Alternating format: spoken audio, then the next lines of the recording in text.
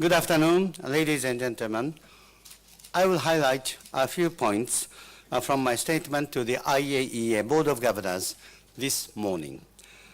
I informed the board that 579 new IAEA technical cooperation projects have been proposed for the next 2-year cycle. The top 3 priorities are, for member states, health and nutrition, nuclear safety and security, and food and agriculture. The project to modernize our nuclear applications laboratories at Seibertsdorf, known as Renewal Project, is progressing well. This is one of the most important projects ever undertaken by the agency. All new building construction is fully funded. We still need funding to equip the laboratories. We will hold a ministerial conference on nuclear science and technology in Vienna from November 28th to the 30th next year. The ambassadors of Costa Rica and Japan will be available to lead the preparatory work. Ladies and gentlemen, I informed the board about my visit to Tehran on October 29th for talks with President Rouhani and other government officials. During that visit, I stressed the importance of full implementation by Iran of its nuclear-related commitments under the Joint Comprehensive Plan of Action. I also encouraged Iran to ratify the additional protocol to its Safeguards Agreement, which is provisionally applying at present. The nuclear-related commitments undertaken by Iran are being implemented. The agency continues to verify the non-diversion of nuclear material declared by Iran under its Safeguards Agreement. Evaluation regarding the absence of undeclared nuclear material and activities in Iran continue. As of today, the agency has had access to all the locations that we needed to visit. Finally, I draw your attention to the 3rd IAEA International Conference on Radiation Protection in Medicine, which will start on December 11th in Vienna. It will consider safety in the medical use of ionizing radiation and the radiation protection of medical staff and the public. The conference is open to the media. I will now be happy to take your questions.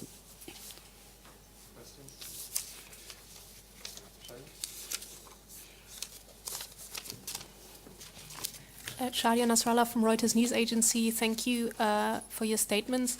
I'd just like to have a clarification. You say you encourage Iran to fully implement, and yet you omit that adverb fully when you say Iran's commitments are implemented. What's the difference? Is Iran currently not fully implementing? Thank you.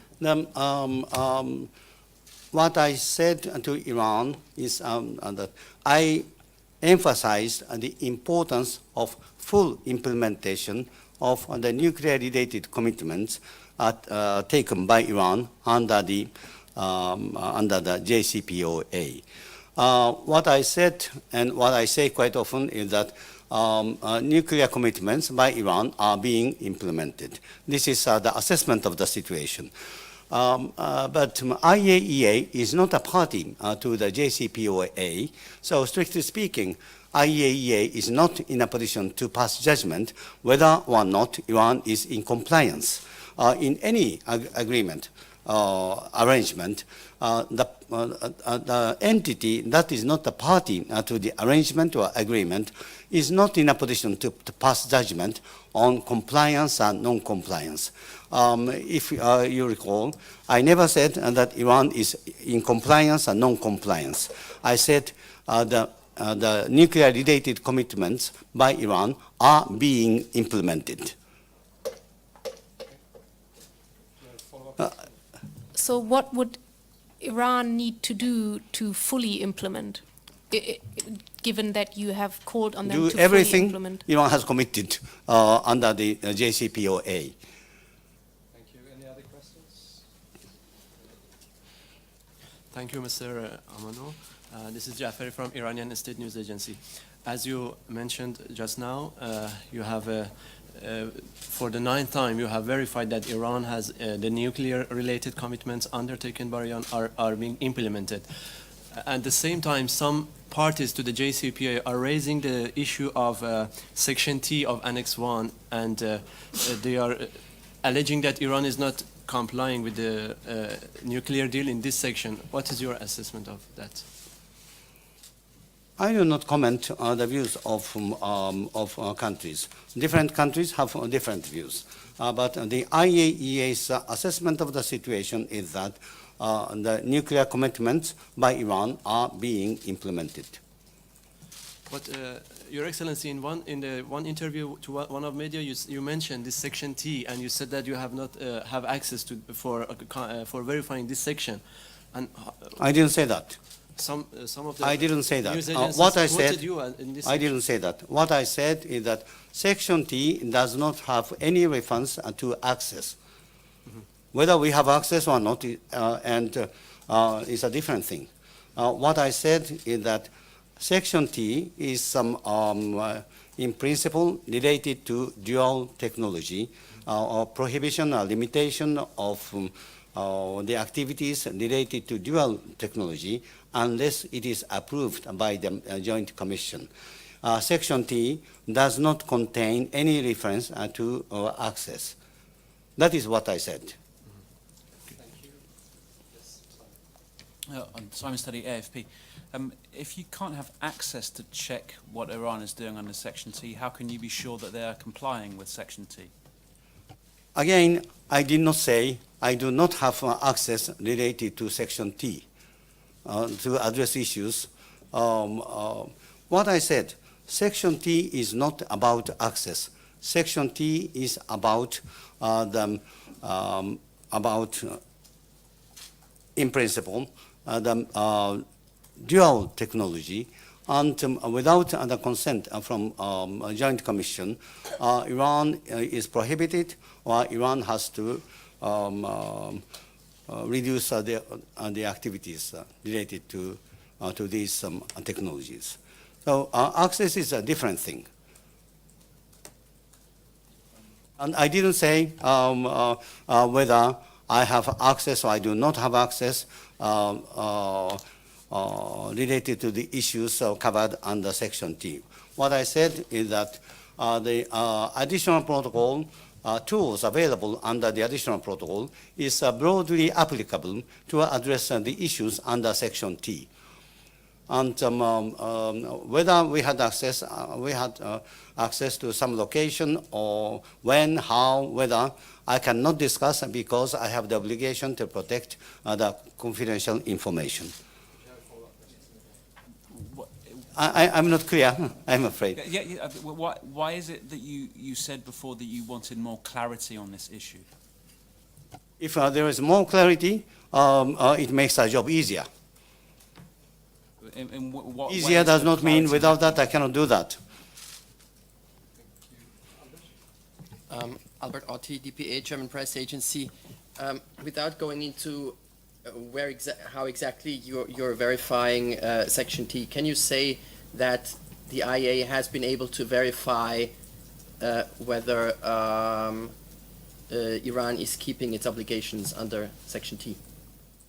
Let me say this.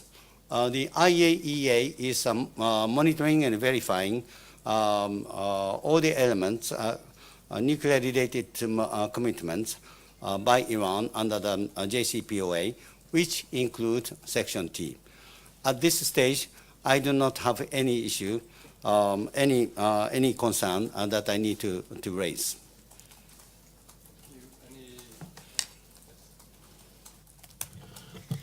This is Homa Lezgi from Press TV. Again, another follow-up question on Section T. Mr. Salehi in Iran said that this was an issue that you discussed with him whilst you were in Tehran. My question is, do you believe that you can do all the monitoring work potentially required under Section T using your authorities under the additional protocol? I said many times that the nuclear-related commitments by Iran under the JCPOA are being implemented. This is the assessment of the situation as of today. It doesn't mean I foresee what will happen tomorrow or in the future, and I do not speculate. What I said is related to the situation as of today. Matthias Röder, German press agency. There is a strong political pressure by the United States, and does this pressure by any kind, in any kind, influence the work of the IAEA? The IAEA undertakes its verification and monitoring activities based on in accordance with the modality defined in the JCPOA and based on the safeguard practice, and we discharge our responsibility in an impartial, rigorous, and factual manner. And we continue to do so.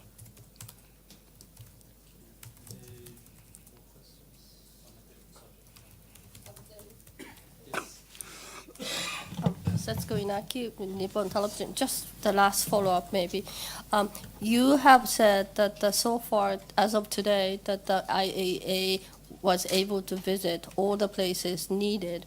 Now, in this needed broad term, does this include also the matters which includes the Section T? I do not discuss the details, but I do not discuss the details. I do not discuss the details, but I can assure you that we could have access to all the locations that we needed to visit. On a different subject regarding this week, the Russian Meteorological Agency said that it had also detected higher levels of ruthenium-106. Have you received any further information from Russia about what the source of this incident, leak, discharge may have been? Now, the latest information from Russian authority was that they referred to us to the statement made by Rosatom. And you are aware of the statement made by Rosatom. That is the latest information. But does that make sense? I mean, all the indications would suggest that there was indeed some sort of incident there.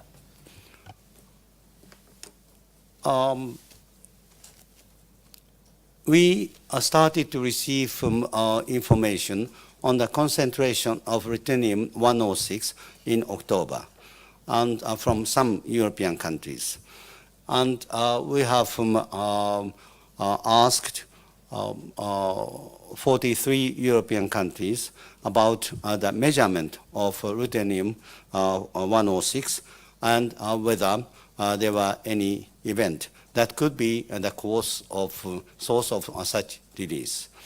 We have received a response, and we have response. I mean, we have received the measurement by these countries, and we have also received a response that there were no events that could be in the cause of such release. You mentioned the report by Russian Meteorological Authority, and we have asked questions, and we were referred to the Rosatom statement. Kazakhstan is not was not included in these European countries, so we have asked the questions, but they were not aware of any event that could be the cause of such release. I would like to make sure that level of concentration of ruthenium-106, even the highest measurement, does not cause harm for human health.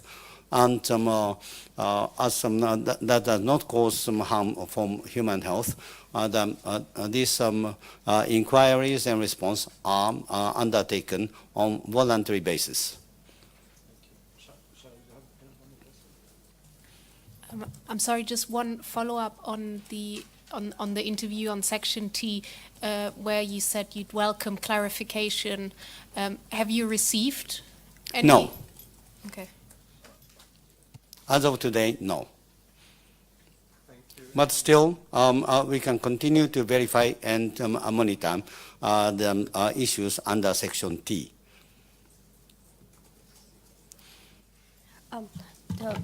Another question on another topic, sir.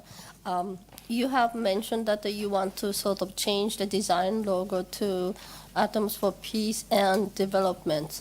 Now, starting December, you are starting your new 4 years tenure.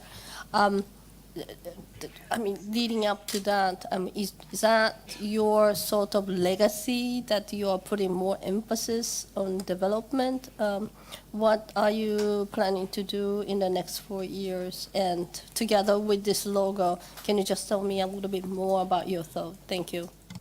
I said today's statement that I will continue to use the logo of Atoms for Peace and Development, but it is not for legacy.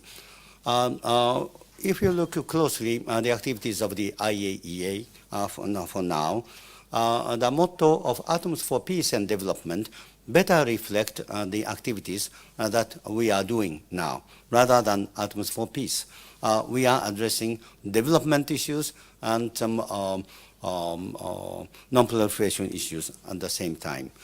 I think our activities in this field to use nuclear technology for peaceful purpose need to be strengthened, especially the nuclear technology for peaceful purpose is very effective to attain the sustainable development goals.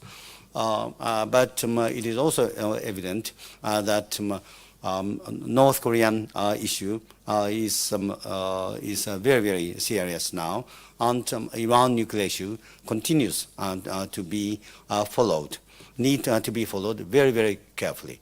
So these are the priorities in the coming years, and I will follow these. I will discharge my responsibility with some sense of tense, and I'll follow these things like I did in the past years. Thank you. Any more questions? I'm Yoshitake from the Japan's Asahi Shimbun. About DPRK team, which was launched in August. If you have any update, please tell us. We have established this North Korean team in summer this year, and the objective is to gather the core expertise and strengthen our efforts to monitor the North Korean nuclear programs and stay ready for the verification of the North Korean nuclear programs. This is not a big team. This is a small team, but it is very important to give a clear mandate and visibility. And we continue to work, but at this stage, we do not have anything particular to report. Okay. Thank you very much for coming. Yes, fine. Turn to final questions. I hope that what I said about Section T is clear. So it is not. Section T does not refer to access. It refers to technology. Access is referred to in other sections in the JCPOA and in additional protocol too. So it is wrong to perceive that Section T is a super access clause. It is not at all. It is about dual technology. Access is addressed in other part of the JCPOA or additional protocol. And verification tools are provided by additional protocol.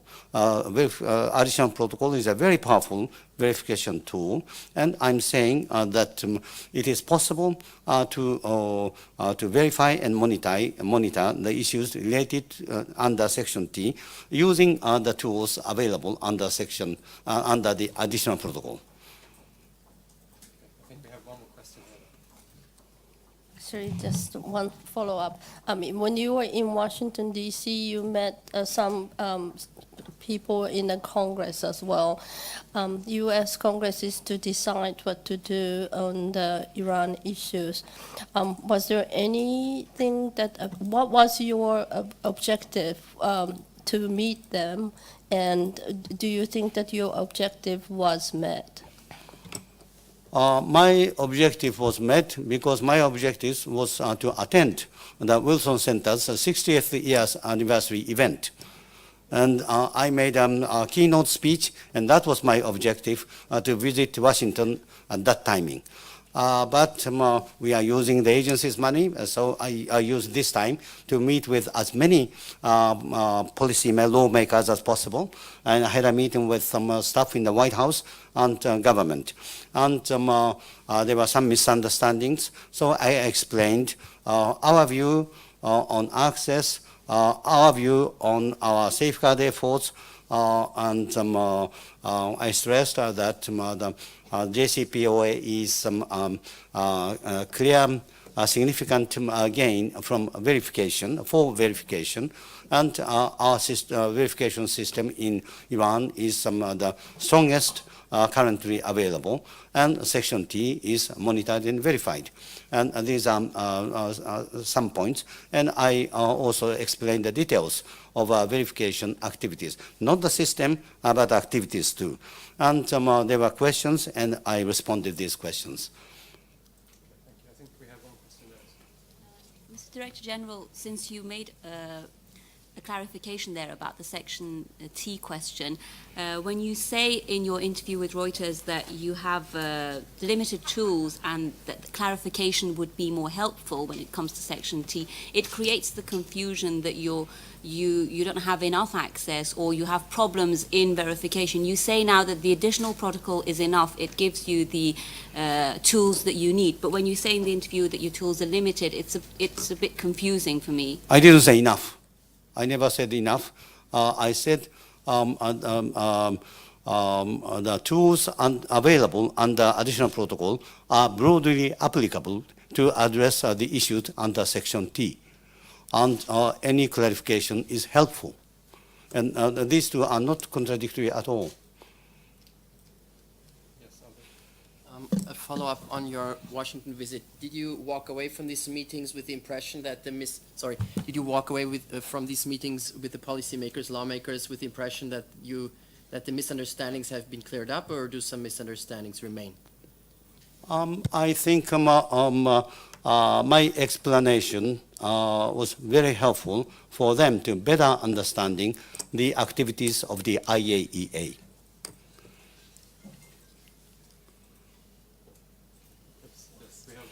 Final one. But President Donald Trump in mid-October, when he refused to certify the JCPOA, he said that the IAEA was being intimidated into doing its job, to stop it doing its job properly. Is that correct, or is that fake news? I do not make comments on the remarks of the President, but we are doing our activities as we need to. Thank you. I think now the board will resume. We have finished. Okay, thank you very much.